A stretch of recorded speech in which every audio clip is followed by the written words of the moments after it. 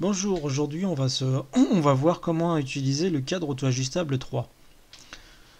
Donc je rappelle le cadre auto-ajustable, pourquoi? Parce qu'il s'ajuste au niveau hauteur et au niveau largeur. Voilà, donc là je vous le montre.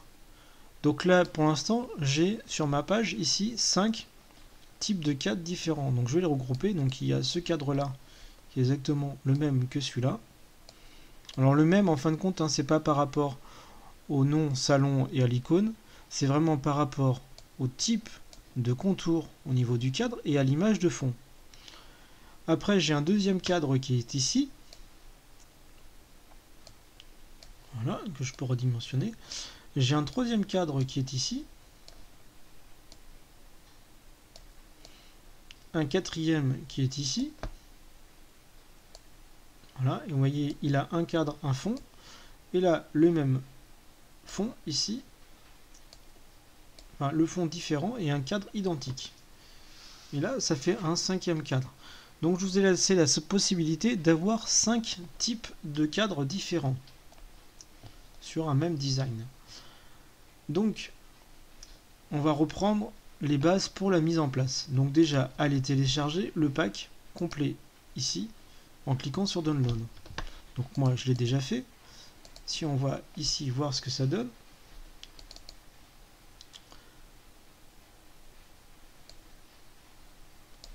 voilà.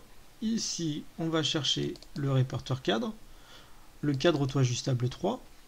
Et ici, donc, on a un code HTML et un répertoire cadre. Donc, on va déjà démarrer par le répertoire cadre qui est constitué d'un répertoire CSS et d'un répertoire image. Donc, si vous n'avez pas déjà regardé l'utilisation, l'installation sur les précédents, sur le cadre auto-ajustable 2, donc petit rappel, donc soit vous utilisez JExplorer, soit vous utilisez FileZilla ou un autre logiciel. Moi j'utilise l'outil développement, mais c'est exactement la même chose. Donc on va aller mettre, par exemple pour moi qui suis sous Nextdom, donc Nextdom, Data, Custom, je crée un répertoire thème avec un S, et là je mets mon répertoire cadre avec mes CSS et mes images.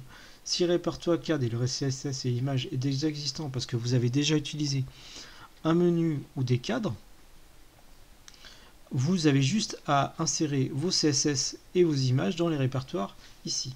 Si vous êtes sous JDOM, alors ici il y aura marqué HTML. Là ici, en fin de compte, après on sera sur mon thème. Vous aurez à créer le répertoire ensuite thème et à y glisser votre répertoire cadre s'il n'est pas existant, afin d'avoir les fichiers CSS et les fichiers images. Après, le reste va se passer sur une page design. Voilà. Je vais déjà supprimer. Donc, pour mettre en place, on fait ajouter un texte HTML. On va aller copier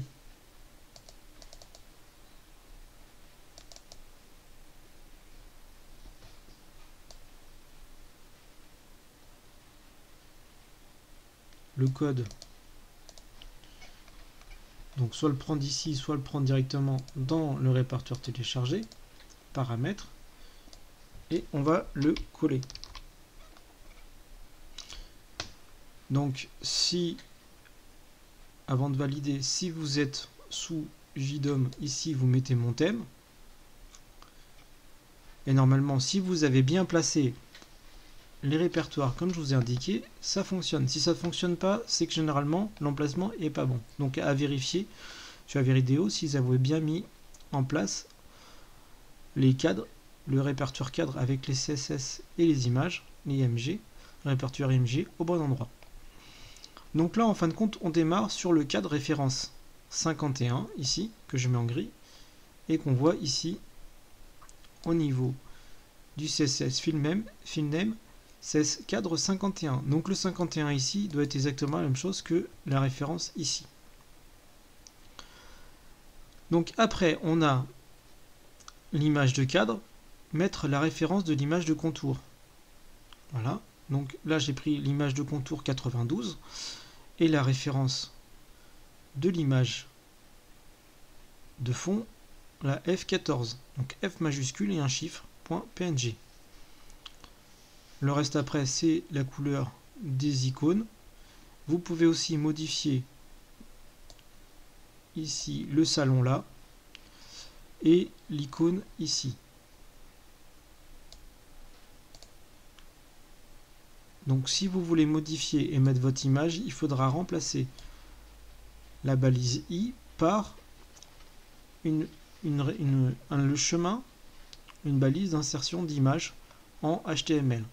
Si vous voulez, je mettrai le code dans la description pour mettre une image à la place d'une icône. Donc une fois que j'ai fait ça, je sauvegarde et voilà, là j'ai un type de cadre.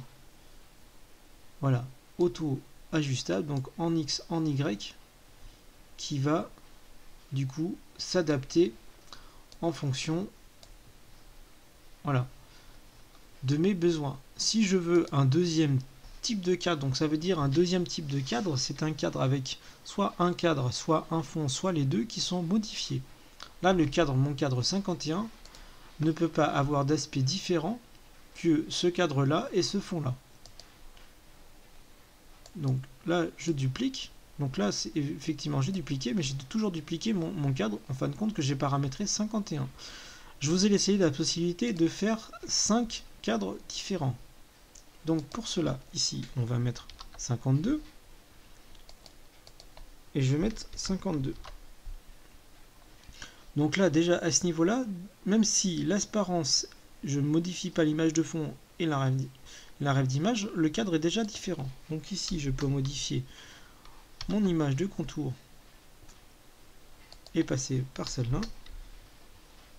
Et je peux modifier encore, voilà, 91 F10. Je ne sais pas trop à quoi ça va ressembler, mais ça va être différent. Voilà. Là, j'ai créé un deuxième cadre. Donc le salon et l'image ici d'ampoule peut être changée. Je vais vous le montrer. Je vais dupliquer ce cadre. Donc là, qui est mon cadre 2.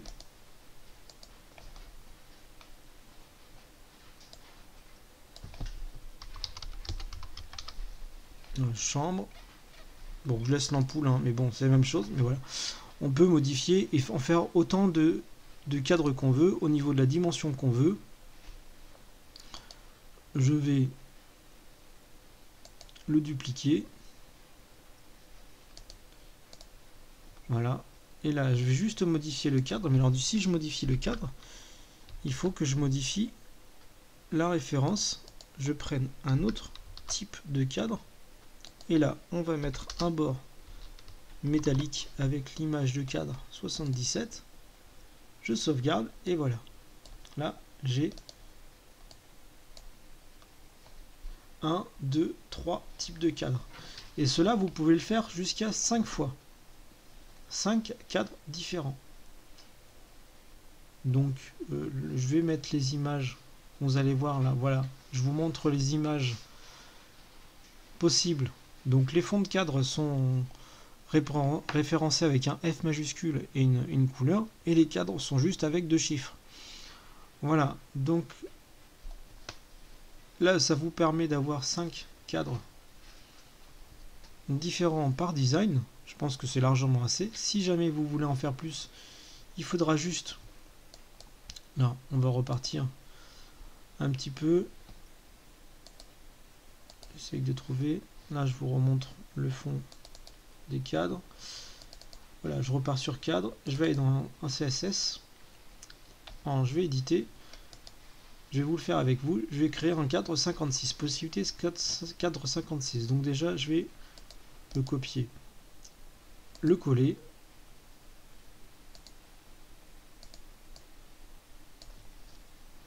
Je vais le renommer en, pas en 55, il est déjà existant, en 56. Voilà, j'ai renommé mon cadre en 56, donc ça sera ma 6e possibilité. Voilà, je l'édite. Voilà. Et là, en fin de compte, je vais remplacer tous les 55. Donc la fonction remplace par 56.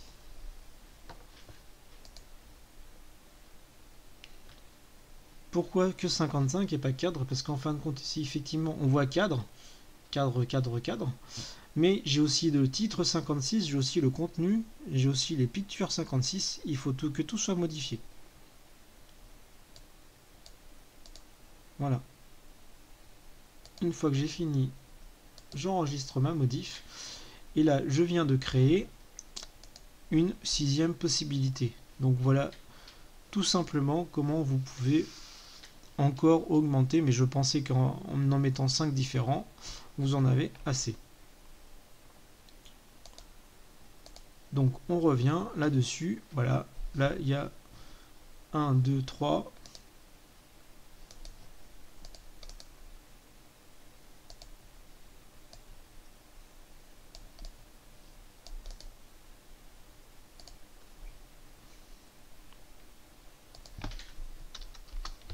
Donc là, je vous remontre comment on crée un 4e type de cadre.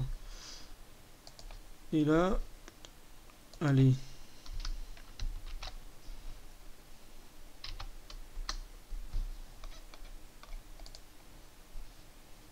Voilà, elle est un petit peu plus claire.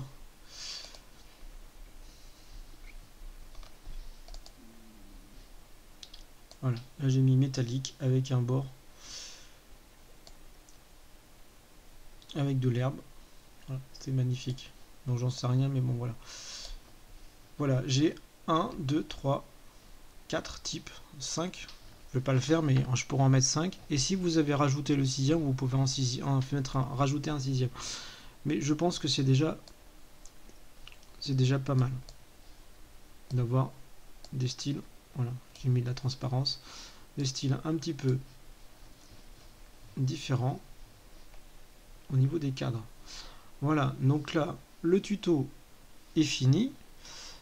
Le prochain tuto que je ferai, ça sera sur l'intégration d'une clé Zigbee to MQTT avec JMQTT sous NextDOM et JDOM. Alors, désolé s'il y a un petit peu de bruit, hein, il pleut à torrent dehors et donc ça tape sur le Velux, hein, peut-être que vous entendez. Hein. Là j'ai un déluge, il y a du vent dehors. Donc voilà, donc si vous avez aimé, donc toujours un petit pouce bleu, hein, j'ai vu que ça monte, mais bon, si j'en avais un petit peu plus, ça me motiverait encore. Et les abonnements, n'hésitez pas, hein, on est déjà 272 sur la chaîne, donc j'espère qu'on va encore monter pour que je vous continue à vous faire des tutos différents. Donc le prochain tuto Zigbee to MQTT et celui d'après, dès que j'aurai reçu mon matériel, sera un petit montage à base de, je pense, de Sonoff pour l'arrosage de vos plantes. Donc avec un détecteur d'humidité de sol et la commande d'une petite pompe pour arroser mes 5 pieds de tomates qui des fois ont du mal à pousser vu que j'oublie de les arroser, quoi. Voilà. Donc je vous dis à bientôt pour de prochains tutos. Voilà, bonne journée, au revoir.